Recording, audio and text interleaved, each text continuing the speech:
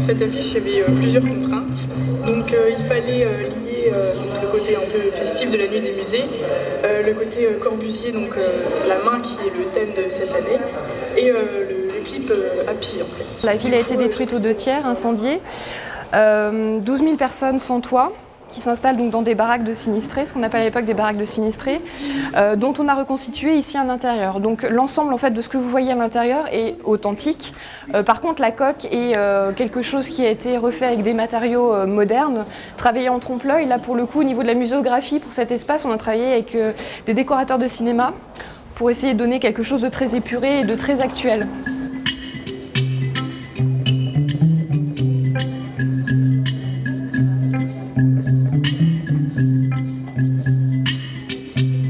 Cet ancrage dans la destruction de la ville nous permet d'ouvrir sur toutes les problématiques des années 50 en termes d'architecture avec Le Corbusier, en termes de design avec Perriand et Prouvé et en termes d'art avec la nouvelle abstraction de l'école de Paris.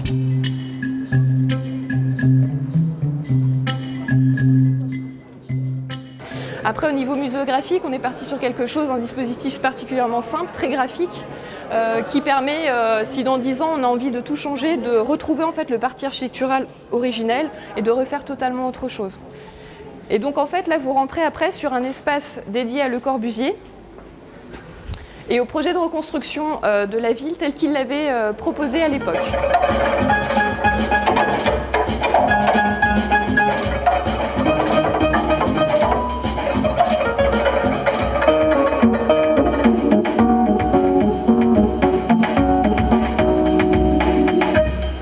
Donc là, sur la partie dédiée à Le Corbusier, on a mis en place un partenariat avec la Fondation Le Corbusier, qui est donc située à Paris, qui nous a mis en dépôt la maquette originelle du projet, qui revient du MoMA de New York, donc qui est revenu il y a quelques mois, ainsi que différentes œuvres d'art, notamment des sculptures, des peintures que vous avez derrière, pour aussi faire comprendre que Le Corbusier ne se restreint pas à son œuvre architecturale, mais qu'on peut parler vraiment de tous ses travaux, de son art particulièrement protéiforme et particulièrement intéressant.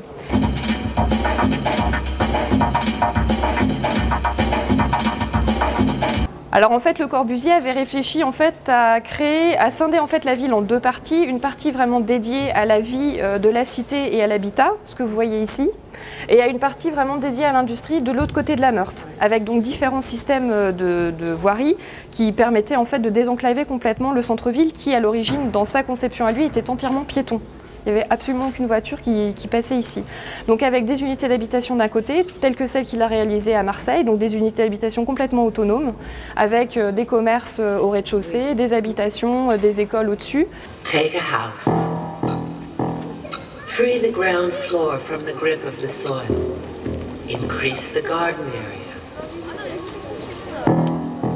Free the roof by making it into a terrace.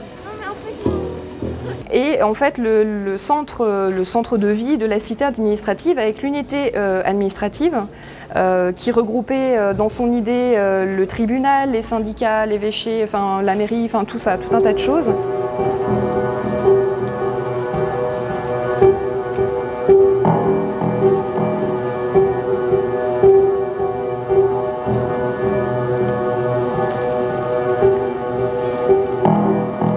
La particularité aussi, c'est que c'est le premier bâtiment qui est construit en utilisant le modular.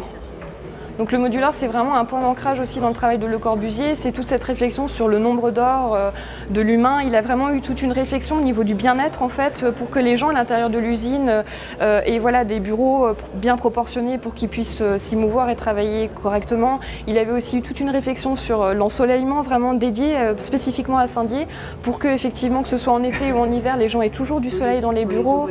Voilà, donc il y avait vraiment aussi tout ce côté bien-être qui lui était vraiment très important.